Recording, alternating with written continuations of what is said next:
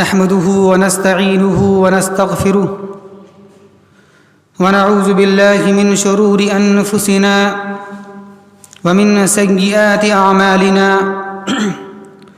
من يهده الله فلا مضل له ومن يضلله فلا هادي له وأشهد أن لا إله إلا الله وحده لا شريك له وأشهد أن محمدًا عبده ورسوله فأعوذ بالله من الشيطان الرجيم بسم الله الرحمن الرحيم يا أيها الذين آمنوا اتقوا الله حق تقاته ولا تموتن إلا وأنتم مسلمون يا أيها الناس اتقوا ربكم الذي خلقكم من نفس واحدة وخلق منها زوجها وبث منهما رجالا كثيرا ونساء واتقوا الله الذي تساءلون به والأرحام إن الله كان عليكم رقيبا يا أيها الذين آمنوا اتقوا الله وقولوا قولا سديدا يصلح لكم أعمالكم ويغفر لكم ذنوبكم ومن يطع الله ورسوله فقد فاز فوزا عظيما أما بعد فإن خير الحديث كتاب الله وخير الهدي هدي محمد صلى الله عليه وسلم وشر الأمور محدثاتها وكل محدثة بدعة وكل بدعة ضلالة وكل ضلالة في النار قال الله تبارك وتعالى في القرآن المجيد والفرقان الحميد فأعوذ بالله من الشيطان الرجيم بسم الله الرحمن الرحيم ومن يشاقق الرسول من بعد ما تبين له الهدى ويتبع غير سبيل المؤمنين نوله ما تولى ونصله جهنم وساءت مصيرا۔ محترم سامعین کرام و معزز حاضرین جمعہ، الحمدللہ ہمارا موضوع چل رہا ہے کہ منہج سلف کیا ہے۔ تو ہم نے اس سے پہلے سلف کا چوتھا منہج ذکر کیا تھا، وہ کیا کہ علم کے مطابق عمل کرنا۔ اب آئیے انشاءاللہ اسی سلسلے کو آگے بڑھاتے ہوئے ہم دیکھتے ہیں کہ سلف کا پانچواں منہج کیا ہے۔ سلف کا پانچواں منہج کیا ہے؟ تو سلف کا پانچواں منہج یہ ہے، توحید سے لاپرواہی نہ برتنا۔ منہج کیا ہے؟ توحید سے لاپرواہی نہ برتنا، توحید کو بیان کرنا، اس کی وضاحت کرنا، اس کی تفصیلات کو بیان کرنا، یہ سلف کا پانچواں منہج ہے۔ آئیے ذرا دیکھتے ہیں، شیخ محمد بن عمر بازمول حفظہ اللہ بیان فرماتے ہیں کہ لیسا من منہج السلف اہمال الکلام فی توحید اللہ تعالی وتقریر ذالک فی النفوس فإنہ الاساس الذی یقوم علیہ بناء الاسلام فی کل واحد۔ اس کا معنی یہ ہے کہ اللہ کی توحید کے بارے میں گفتگو کرنا، کلام کرنا اور لوگوں کے دلوں میں اس توحید کو نافذ کرنے اور جمانے سے لاپرواہی برتنا، یہ سلف کا منہج نہیں ہے، بلکہ سلف کا منہج یہ ہے کہ قال اللہ، قال الرسول، قال الصحابہ، یعنی توحید سے لاپرواہی برتنا، توحید کو بیان نہ کرنا، یہ سلف کا منہج نہیں ہے۔ آئیے ذرا ہم اس کی وضاحت دیکھتے ہیں کیا ہے۔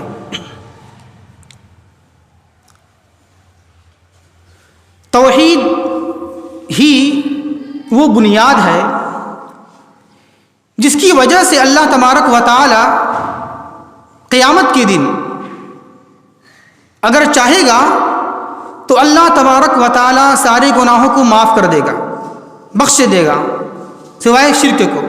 اگر شرک موجود ہے تو اس کی معافی نہیں ہوگی، اس کے علاوہ جتنے بھی گناہ ہیں معاف ہو سکتی ہے اگر اللہ کی مرضی شامل حال ہو۔ اس سے توحید کی اہمیت واضح ہو جاتی ہے۔ اور اس لیے آپ دیکھیں گے کہ سارے انبیاء کرام جو بھی نبی اور رسول اس دنیا میں آئے ہیں، ان تمام رسولوں نے، نبیوں نے توحید ہی کی دعوت دی ہے۔ ان کی بنیادی دعوت کیا تھی؟ توحید تھی۔ اللہ بیان کرتا ہے سورہ انبیاء کے اندر، وما ارسلنا من قبلک من رسول الا نوحی الیہ انہ لا الہ الا انا فاعبدون، کہ اے نبی، ہم نے آپ سے پہلے جتنے بھی رسول بھیجے ہیں ان تمام رسولوں کی جانب ہم نے یہ وحی کی، کیا کہ آپ یہ بتلا دیں، یہ سمجھا دیں اپنے قوم کے لوگوں کو کہ انہ لا الہ، کہ نہیں ہے کوئی معبود برحق سوائے اللہ کے، اور یہ بھی سمجھا دیں کہ الا انا فاعبدون، کہ صرف میری ہی عبادت کریں۔ اس سے توحید کی اہمیت واضح ہو جاتی ہے کہ سارے انبیاء، سارے نبی کی بنیادی دعوت کیا تھی؟ توحید تھی۔ اسی طرح آپ دیکھیں اللہ کے نبی محمد الرسول اللہ صلی اللہ علیہ وسلم مکے میں نبی بننے کے بعد 13 سال تک جو دعوت دی، کس کی دعوت دی؟ نماز کی، روزہ کی؟ نہیں، 13 سال تک جس چیز کی دعوت دی اللہ کے نبی نے، توحید کی دعوت دی، عقیدے کی دعوت دی۔ اسی طرح آپ غور کریں، کفار و مشرکین سے جتنی بھی جنگیں ہوئی ہیں، لڑائیاں ہوئی ہیں، جنگ بدر، جنگ احد جو بھی ہوئی ہیں، سب کی بنیاد کس وجہ سے ہوئی؟ توحید کی خاطر ہوئی ہیں۔ اسی طرح آپ غور کریں، اللہ کے نبی اور سارے صحابہ نے 13 سال تک مکے کے اندر میں جو ظلم ستم سہتے رہے، کس لیے سہے؟ توحید کے لیے سہے، توحید کی خاطر ظلم ستم برداشت کرتے رہیں۔ اسی طرح اللہ کے نبی صلی اللہ علیہ وسلم اور سارے صحابہ نے جو قربانیاں پیش کی ہیں دین کی خاطر، اسلام کی خاطر، کس کے لیے کی ہیں؟ توحید ہی کے لیے کی ہیں۔ اور اسی توحید کی خاطر صحابہ کرام نے اپنے گھر کو، اپنے بار کو، اپنے وطن کو، اپنے رشتہ دار کو، خاندان کو چھوڑا، اسی توحید کی خاطر۔ تو اس طرح سے اس توحید کی اہمیت واضح ہو جاتی ہے۔ تو ہمیں بھی چاہیے کہ ہم مرکزی دعوت توحید کو اپنائیں۔ جب بھی ہم کسی کے سامنے، سامعین کے سامنے بیان کریں تو سب سے پہلی دعوت کا آغاز کس سے کرنا ہے؟ توحید سے کرنا ہے۔ اگر سامعین، اگر میرے مخاطبین کے اندر توحید مضبوط نہ ہو، عقیدہ مضبوط نہ ہو، تو آپ پہلے توحید کا درس دیں، توحید کا بیان دیں، توحید کے بارے میں کچھ بتائیں۔ اگر توحید کو جان لیں اچھی طریقے سے، توحید کیا ہے، توحید کسے کہتے ہیں، توحید کی قسمیں کیا ہیں، اسی طرح اس کے برخلاف شرک کیا ہے، مشرک کسے کہتے ہیں، اس کی تفصیلات کیا ہیں، اس کی قسمیں کیا ہیں، اگر یہ تمام تفصیلات کو سامعین آپ کے جو ہیں اگر وہ جان لیتے ہیں، توحید ہے، شرک ہے، اگر اس کا عقیدہ مضبوط ہو جاتا ہے، پکا ہو جاتا ہے، تب اس کے بعد آپ اس کے سامنے اسلامی احکام کو بیان کریں گے آپ۔ لیکن اگر ایسا نہیں ہے، سامعین کا عقیدہ مضبوط نہیں ہے، اس میں شرک موجود ہے، تو کیا ہوگا؟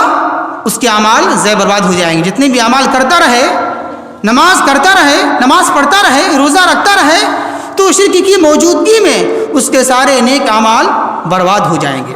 جیسا کہ اللہ تبارک و تعالی بیان فرماتا ہے، اللہ اپنے نبی صلی اللہ علیہ وسلم کو خطاب کرتے ہوئے سورہ زمر میں کیا؟ لئن اشرکت لَيَحْبَطَنَّ عَمَلُكَ وَلَتَكُونَنَّ مِنَ الْخَاسِرِينَ۔ اے میرے پیارے محبوب، اے میرے نبی صلی اللہ علیہ وسلم، اگر بالفرض آپ بھی شرک کریں گے، اگر آپ بھی شرک کریں گے تو آپ کے سارے اعمال برباد ہو جائیں گے، رائگاں ہو جائیں گی، اور آپ خسارہ اٹھانے والے میں سے ہو جائیں گے۔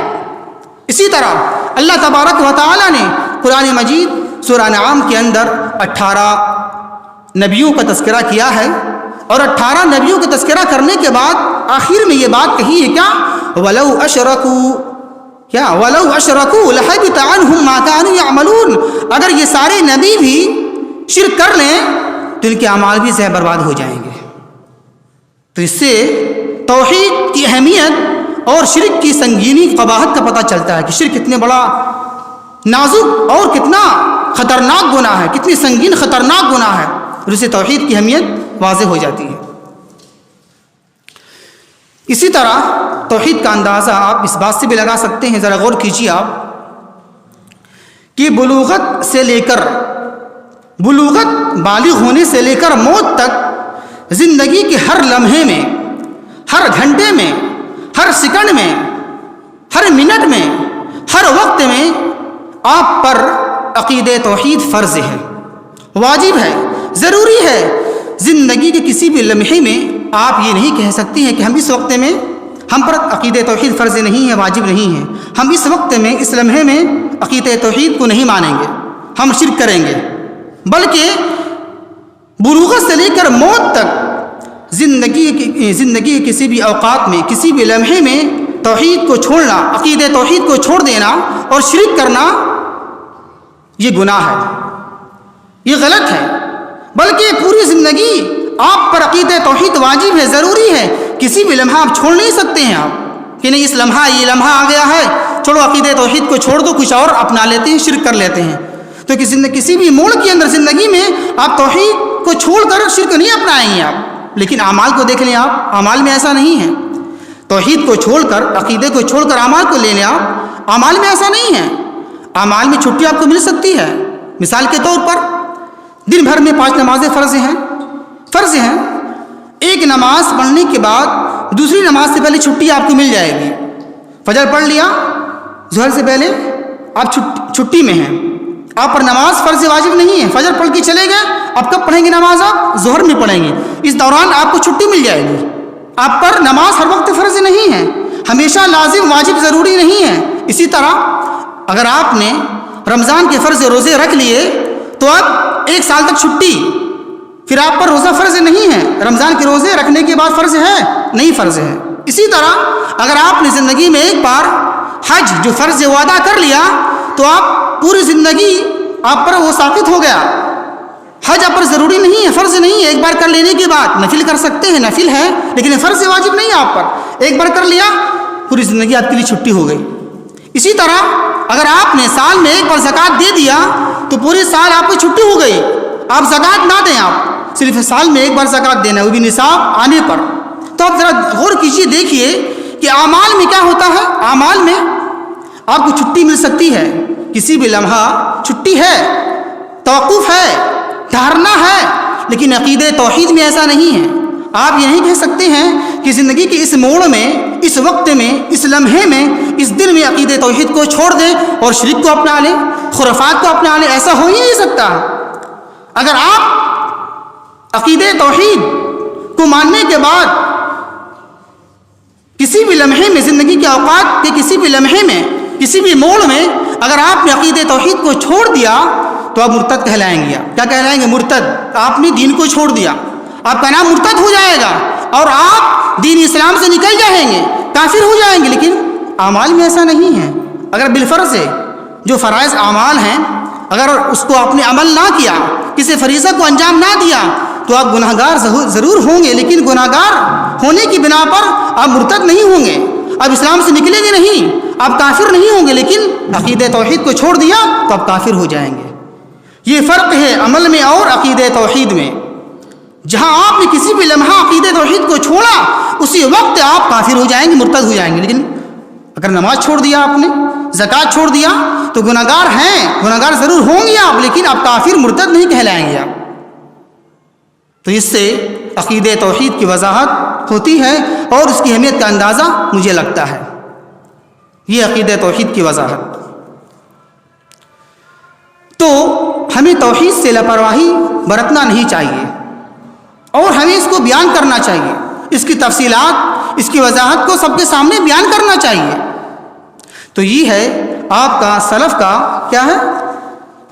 سلف کا 5واں منہج کہ توحید کی تفصیل بتانے میں لاپرواہی نہ برتا جائے۔ اسی طرح آئیے ذرا دیکھتے ہیں ہم آگے، سلف کا 6واں منہج کیا ہے؟ سلف کا 6واں منہج یہ ہے کہ نبی کی تعظیم میں غلو نہ کرنا۔ کیا منہج سلف کا 6واں منہج؟ نبی کی تعظیم میں، تکریم میں غلو نہ کرنا، بلکہ جو مقام اللہ کے نبی صلی اللہ علیہ وسلم کا ہے وہ دیا جائے، غلو نہ کیا جائے۔ شیخ محمد بن عمر بازمول حفظہ اللہ بیان فرماتے ہیں کہ لیس من منہج السلف الغلو فی الرسول ومساواتہ باللہ تعالی، کیا کہ اللہ کے رسول صلی اللہ علیہ وسلم کے تعلق سے غلو کرنا اور ان کو اللہ کے برابر کر دینا یہ سلف کا منہج نہیں ہے۔ آئیے ذرا ہم اس کی وضاحت کرتے ہیں۔ کیا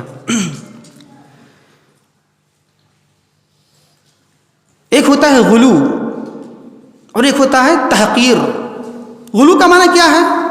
کسی کو اس کے مقام سے آگے بڑھا دینا، یہ غلو ہے، یہ غلو ہے۔ اور کسی کو اس کے مقام سے نیچے گرا دینا، تذلیل کرنا، تحقیر کرنا، یہ بھی غلط۔ تو اللہ کے نبی کی شان میں غلو کرنا یہ بھی غلط، تحقیر کرنا یہ بھی غلط، یعنی اللہ کے نبی کو اس کے مقام سے آگے بڑھا دینا غلو یہ بھی غلط، اور اللہ کے نبی صلی اللہ علیہ وسلم کی شان کو گھٹا دینا، گرا دینا یہ بھی غلط، دونوں غلط ہے۔ اور آپ ذرا غور کیجئے، غلو ہی یہ شرک کی بنیاد ہے۔ کیا ہے؟ غلو یہ شرک کی بنیاد ہے، اور تحقیر، تذلیل، گستاخی یہ نبی کے تعلق سے کفر کی بنیاد ہے۔ یعنی تذلیل کرنا، تحقیر کرنا اللہ کے نبی کی شان میں یہ کفر کی بنیاد ہے، اور غلو کرنا یہ شرک کی بنیاد ہے۔ کیا ہے ذرا دیکھیں آپ، کس طرح ہے؟ وہ اس طرح ہے۔ غلو شرک کی بنیاد اس طرح ہے کہ اللہ بیان فرماتا ہے کیا سورہ نوح کے اندر، کیا وَقَالُوا لَا تَذَرُنَّ آلِهَتَكُمْ وَلَا تَذَرُنَّ وَدًّا وَلَا سُوَاعًا وَلَا يَغُوثَ وَيَعُوقَ وَنَسْرًا، کہ قوم نوح نے اپنے لوگوں سے کہا کہ اے لوگو وَلَا تَذَرُنَّ آلِهَتَكُمْ، اپنے معبودوں کو نہ چھوڑنا۔ کون معبود اس کے ہیں؟ یعوق، یغوث، نصر، یہ سب معبود ہیں۔ وَلَا تَذَرُنَّ آلِهَتَكُمْ، وَدًّا، سوا، یغوث، یعوق، نصر، اس کو مت چھوڑا کرو، یہ 5 ہیں۔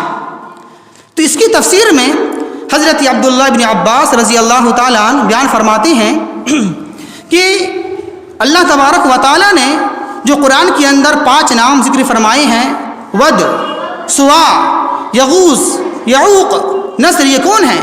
یہ قوم نوح کے اچھے لوگ تھے، صالحین لوگ تھے، نیک لوگ تھے۔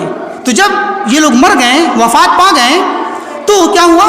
شیطان اس کے پاس آیا، شیطان ان کے پاس آیا اور کہا کہ ایسا کرو، تمہیں ان صالحین سے محبت ہے؟ بولا ہاں محبت ہے۔ تو ایسا کرو، ان کی محبت کی یاد کو تازہ رکھنے کے لیے، یاد کو باقی رکھنے کے لیے ان کی تصویر کو بنا لو، مجسموں کو بنا لو اور یاد تازہ کرتے رہو۔ تو چنانچہ ان لوگوں نے ایسے ہی کیا، تصویر کو بنا لیا، مجسموں کو بنا کر اپنے سامنے رکھ لیا اور یاد تازہ کرتے رہتے تھے وہ۔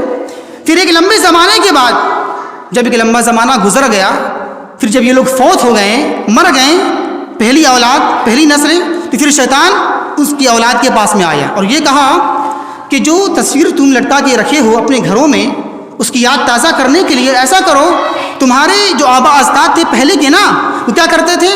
وہ ان تصویروں کی عبادت کرتے تھے، ان کی پوجتے تھے، تم بھی پوجا کرو، تم بھی اس کی عبادت کرو۔ تو پھر کیا ہوا؟ شیطان کے کہنے پر ان لوگوں نے ان کی بت پرستی شروع کر دی۔ تو اس طرح شرک کا آغاز یہاں سے شروع ہو گیا۔ تو ذرا غور کیجئے، غلو کی بنیاد کیا ہے؟ اس شرک کی بنیاد کیا ہے؟ غلو۔ وہ کس طرح؟ وہ اس طرح کہ محبت کے جذبے میں کیا کہا شیطان نے؟ آپ اس کی تصویر کو بنا لیجیے، آپ مجسمے کو بنا لو، اور بنانے کے بعد اس کو دیکھو، یاد تازہ کرو۔ پھر جب یہ اولاد گزر گئی، نسل گزر گئی، پھر دوسری جب اولاد آئی، نسل آئی، تو کیا کہا کہ تم اس کی پوجا کرو، اس کی عبادت کرو، کیونکہ تمہارے جو پہلے کے تھے نا آبا اجداد، اس کو پوجتے تھے، اس کی عبادت کرتے تھے، تم بھی ایسا کرو، تو وہ کرنے لگے۔ تو بنیاد کیا ہے؟ غلو، محبت کی جذبات زیادہ ہو جانا، یہ غلو کی بنیاد ہے۔ یہ اسی طرح اللہ کے نبی صلی اللہ علیہ وسلم کے زمانے میں بھی غلو کی ایک مثال ملتی ہے۔ نسائی اور مسند احمد کی ایک روایت ہے، ایک حدیث ہے، ایک شخص اللہ کے رسول صلی اللہ علیہ وسلم کی خدمت میں حاضر ہوا اور آپ سے بات چیت کیا، کلام کیا، اور بات چیت کرنے کے دوران آپ سے یہ کہا ما شاء اللہ وشیتا، کیا کہا؟ ما شاء اللہ وشیتا، اے نبی جو اللہ چاہے اور جو آپ چاہیں، کیا کہا؟ اس آدمی نے اے نبی ما شاء اللہ وشیتا، جو اللہ چاہے اور آپ چاہیں۔ تو اس وقت یہ الفاظ سن کر اللہ کے نبی صلی اللہ علیہ وسلم نے کہا اجعلتنی مع اللہ عدلا، اور ایک لفظ ایک روایت میں یہ ندن بھی ہے، کیا معنی ہے کہ کیا تم نے مجھے اللہ کے برابر کر دیا، اللہ کا شریک بنا دیا؟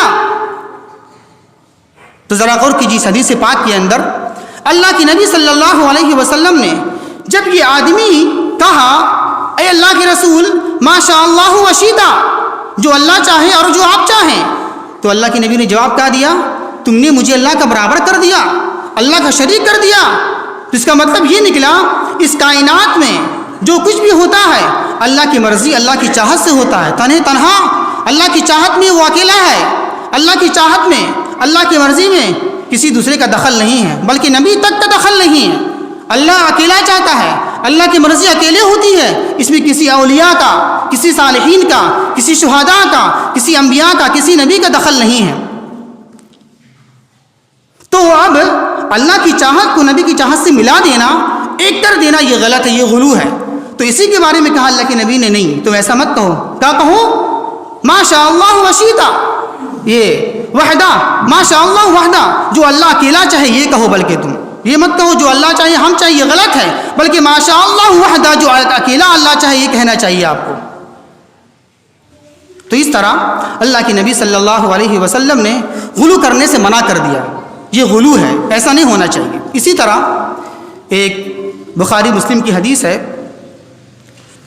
اللہ کے نبی صلی اللہ علیہ وسلم بیان فرماتی ہیں لا تطرونی کما اطرت النصارى ابن مریم انما عبد فقولوا عبد اللہ ورسولہ۔ کیا اللہ کے نبی بیان فرماتے ہیں کہ اے لوگوں تم مجھے میری تعریف توصیف کرنے میں مجھے آگے نہ بڑھاؤ، مجھے آگے نہ لے جاؤ، اس طرح نصارہ نے عیسیٰ علیہ السلام کو آگے بڑھا دیا، ان کو اللہ کے بیٹا بنا دیا۔ تم ایسا مت کرو میرے تعلق سے، میری تعریف کرنے میں مجھے میرے مقام سے آگے مت لے جاؤ، غلو مت کرو، بلکہ تم یہ کہو کہ انما عبد، میں اللہ کا ایک بندہ ہوں، اور یہ کہو میرے تعلق سے کیا؟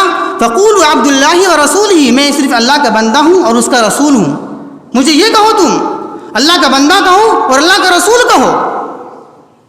اب ذرا اس حدیث پاک میں اب ذرا غور کیجئے، اللہ کے نبی صلی اللہ علیہ وسلم نے اپنے تعلق سے تعریف توصیف کرنے میں اور غلو کرنے سے منع کر دیا ہے۔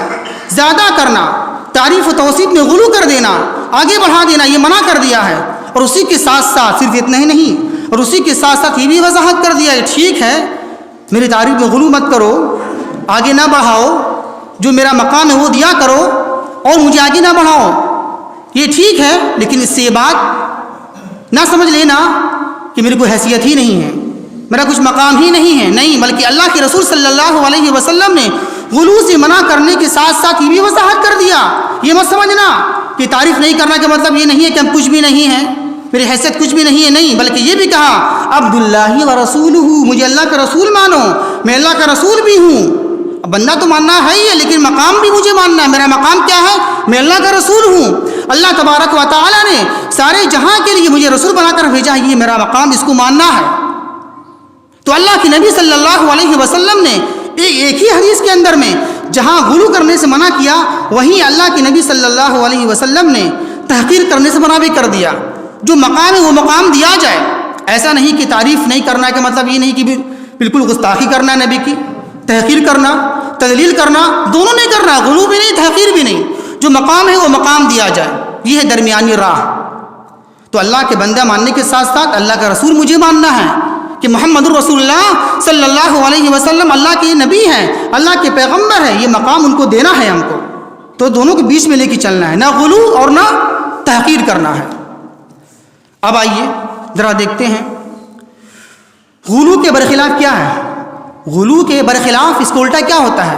تذلیل، تحقیر، یہ بھی غلط، غلو غلط ہے اور یہ شرک کی بنیاد ہے، تو تحقیر، تذلیل یہ کفر کی بنیاد ہے، یہ بھی سن لیں آپ۔ صرف غلو نہیں کرنا چاہیے یہ کافی ہے، بلکہ اور بھی آپ کو بتانا پڑے گا۔ غلو نہیں کرنا ہے ٹھیک ہے، لیکن اس کے ساتھ ساتھ تحقیر بھی نہیں کرنا آپ کو ہے، تذلیل بھی نہیں کرنا ہے، حقارت کی نگاہ سے دیکھنا بھی نہیں اللہ کے نبی صلی اللہ علیہ وسلم کو، جیسا کفار نے کیا، مشرکین نے کیا، کفار مکہ نے کیا۔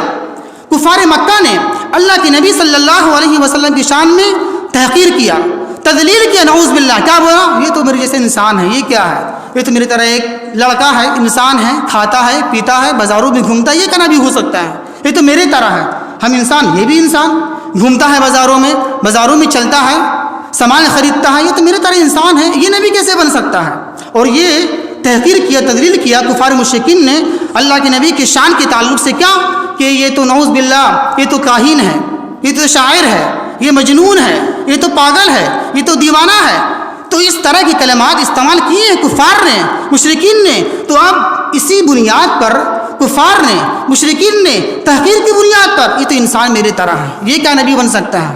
تو اسی بنیاد پر انہوں نے کیا کیا؟ انکار کر دیا، یہ نبی نہیں ہے، یہ رسول نہیں مانیں گے اس کو ہم، یہ تو میرے چھوٹا ہے، یہ اس کے پاس جائیداد نہیں ہے، مال نہیں ہے، دولت نہیں ہے۔ ارے بڑا تو وہ ہو سکتا ہے، نبی تو وہ بن سکتا ہے جس کے پاس مال ہو، دولت ہو، یہ تو حقیر ہے، اس کے پاس مال نہیں ہے اور دولت نہیں ہے، فقیر ہے، کھانے پینے کو نہیں ہے۔ تو ان لوگوں نے اس کو بنیاد بنایا۔ اور آج بھی آپ، بڑا پوائنٹ کی بات ہم کہنے جا رہے ہیں، اس پر ذرا غور کیجیے گا، آخری بات ختم ہو جائے گی، پھر آخری بات بالکل پوائنٹ کی بات ہے، ذرا سا اس پر توجہ دیجیے گا آپ۔ اور آج بھی پھر دوبارہ کہیں گے ہم، یہ کفار و مشرکین نے نبی کو نہیں مانا، کیوں؟ غور کیجیے گا، پھر سے ہم کہیں گے ہم، یہ کفار مشرکین نے نبی کی بات کیوں نہیں مانی؟ سوال، کفار و مشرکین نے نبی کی بات کیوں نہیں مانی؟ نبوت کا انکار کیوں کیا؟ جواب، اس لیے کیا ان کو اپنے طرح انسان مانا، تحقیر کیا، تذلیل کیا، یہ تو چھوٹے ہیں، مال نہیں ہے، دولت نہیں ہے، اسباب نہیں ہے، گھر نہیں ہے، جائیداد نہیں ہے، گاڑی نہیں ہے، باڑی نہیں ہے۔ تفصیلات موجود ہے، آپ پڑھ لیں گے، آپ 15 پارے کے اندر میں تفصیلات موجود ہے۔ انہوں نے یہ کہا کفار مشرکین نے، اگر تم نبی ہوتے، ہمارے پاس یہ نہر ہوتا، جائیداد ہوتا، باغات ہوتے، محلات ہوتے کہ نہیں ہوتے؟ تم نہیں ہے مطلب تم نبی نہیں ہو۔ لیکن آج، اور اسی کے پس منظر بھی ہم یہ کہنا چاہیں گے، آج نبی تو نہیں ہے، آج نبی نہیں نہ ہے، انبیاء تو اب چلے گئے، اب کون ہے؟ انبیاء کی جگہ نبی کے وارثین۔ تو اب کیا ہوتا ہے جب کوئی نبی کے وارث، چھوٹا موٹا کوئی وارث اللہ کے نبی کا، علماء کرام، چھوٹا علماء ہو چاہے بڑا علماء ہو، اس کی بات نہیں دیکھتے ہیں، اس کا گھر ہے کہ نہیں، اس کے پاس مال ہے کہ نہیں، اس کے پاس دولت ہے کہ نہیں، اس کے پاس گاڑی ہے کہ نہیں، تب اس کی بات مانیں گے۔ جائیداد ہے، ہاں تب ٹھیک ہے، بڑا آدمی ہے، بات مانیں گے اس کی۔ پیسہ نہیں رہا ہے، بات نہیں چلے گی آپ کی۔ جائیداد ہے، بات نہیں چلے گی آپ کی۔ گھر ہے اپنا، بات نہیں چلے گی آپ کی۔ تو آج بھی یہی دیکھا جا رہا ہے۔ اب غور کیجیے گا، بہت اہم بات ہم کہنے چاہ رہے ہیں۔ آج بھی کوئی عالم بیان کرتے ہیں کسی ممبر سے یا اسٹیج سے، اب دیکھو اس کا مال ہے، تب ٹھیک اس کی بات مانیں گے ہم۔ ہاں بڑا اسباب والا ہے نا، اس کے پاس طاقت قوت ہے، فوج ہے اس کے پاس۔ تو آج بھی یہی ہو رہا ہے، گرچہ انکار کرے آدمی تو کرے، لیکن آج بھی یہی ہو رہا ہے، دکھایا جاتا ہے مال، دولت، کپڑا لتا، گھر، اپنا گھر، باڑی ہے کہ نہیں ہے، پیدل چلتا ہے، اس کی حیثیت نہیں، اس کی بات کو نہیں مانیں گے ہم۔ تو آج بھی یہی ہو رہا ہے نبی کے وارثین کے ساتھ، جو طرز عمل کیا گیا نبی کے ساتھ، وہی طرز عمل آج نبی کے وارثین کے ساتھ کیا جا رہا ہے۔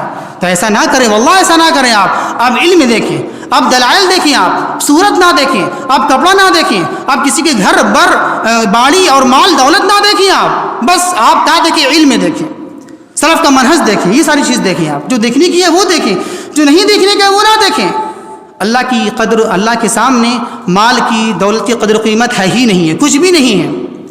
اللہ کے نبی جیسا بیان فرماتے ہیں، اللہ کے نبی صلی اللہ علیہ وسلم نے بیان فرمایا ہے، اگر واقعی میں، حقیقت میں اگر دنیا کی قیمت اللہ کی نظر میں ہوتی تو اللہ تبارک و تعالی کافر مشرک کو ایک گھونٹ پانی نہیں پلاتا، ایک گھونٹ پانی نہیں دیتا، لیکن سب کو دے رہا ہے اللہ، کافر کو، مشرک کو، مرتد کو، بے نمازی کو، سب کو دے رہا ہے۔ بے نمازی ہے اس کو بھی مل رہا، بلکہ اور زیادہ ملتا ہے اس کو، جو بے نمازی ہے نا اس کو اور زیادہ ملتا ہے۔ کیوں؟ ڈھیل ہے، یہ ڈھیل اللہ کی طرف سے، اور لو۔ تو یہ مت سمجھیں، اگر مال دولت خوب ریل پیل ہے کسی کے پاس جو نافرمان ہے تو یہ ڈھیل ہے۔ ڈھیل کیسے؟ یہ مثال آپ دے رہے ہیں، سمجھیے ڈھیل کس کو بولا جاتا ہے؟ مثال، جب چوہے کو پھنساتے ہیں آپ، چوہے کو، تو ایک چوہا دانی ہوتا ہے پھنسانے کے لیے، تو اس میں کیا رکھتے ہیں آپ؟ کچھ رکھتے کہ نہیں رکھتے ہیں؟ چوہا کیسے پھنستا ہے؟ کچھ دانہ ڈالتے ہیں وہاں پر نا، بس جیسے کھانا دانے، جیسے وہ چوہا دانہ کھانے آتا ہے فوراً وہ چھٹکلی نیچے گر جاتی ہے، پھنس جاتا ہے وہاں. تو وہاں دانہ آپ کو رکھنا پڑے گا اس کو پھنسانے کے لیے آپ کو، تبھی تو چوہا آئے گا ورنہ نہیں آئے گا. تو اسی طریقے سے اگر آپ کو اور زیادہ آگے بڑھانا ہے کسی کو گناہ میں، تو کچھ دے دو اس کے پاس، کچھ مال دو، دولت دو، صحت دو، سب چیز دو، شہرت دے دو. شہرت بھی ایک ذریعہ ہے، یہ بھی سن لی. شہرت، کسی کی شہرت خوب ہو جائے وہ تو آگے نکل جاتا ہے، وہ جو چاہے وہ بول دیتا ہے شہرت کی بنا پر. ہم تو مشہور ہیں، جو چاہیں گے بول دیں گے، سب لوگ میری بات مان لیں گے نا، ہم تو مشہور ہو چکے ہیں. آپ تو نہیں، شہرت کبھی بھی، شہرت پر، مال پر، دولت پر کبھی نہ جائیں. یہ سلف کا منہج نہیں ہے. علم پر جائیں، علم کی بنیاد، شہرت پر نہ جائیں. تو جس طرح چوہوں کو پھنسایا جاتا ہے دانہ ڈال کر، تو اسی طریقے سے اگر کسی کو پھنسانا ہے، اس کو مارنا ہے اور آگے لے جانا ہے گناہوں میں، تو اس کو اور مال دے دو، اور دولت دو، اور شہرت دو، اور صحت دے دو، اور کیا ہوگا، وہ اور آگے چل جائے گا. تو مختصر بات یہ کہنا چاہیں گے آخر میں کہ جو وتیرہ اور جو شیوا اپنایا گیا تھا اللہ کے نبی صلی اللہ علیہ وسلم کے ساتھ میں، وہی طریقہ آج اپنایا جا رہا ہے. کس کے ساتھ؟ نبی کے وارثین کے ساتھ. مال، دولت، گھر بار، سہولت، کپڑا دیکھ کر. تو یہ ساری چیز بالکل نہ دیکھیں، صرف علم میں دیکھیں. آپ سب کو ہٹا دیں بیچ سے، صرف علم میں دیکھیں آپ. تو انشاءاللہ تب انشاءاللہ حق آدمی قبول کر سکتا ہے. ورنہ اگر صورت دیکھے گا اور کسی کا کپڑا دیکھ کر ہم بات سنیں گے، تب کبھی بھی آپ کو حق نہیں مل سکتا ہے. اس کو آپ لکھ لیں. اللہ سے دعا ہے کہ اللہ تبارک و تعالی ہمیں صحیح سمجھ کے توفیق عطا فرمائے. وما توفیق الا باللہ، انہ تعالی جواد کریم ملک بر رؤوف الرحیم.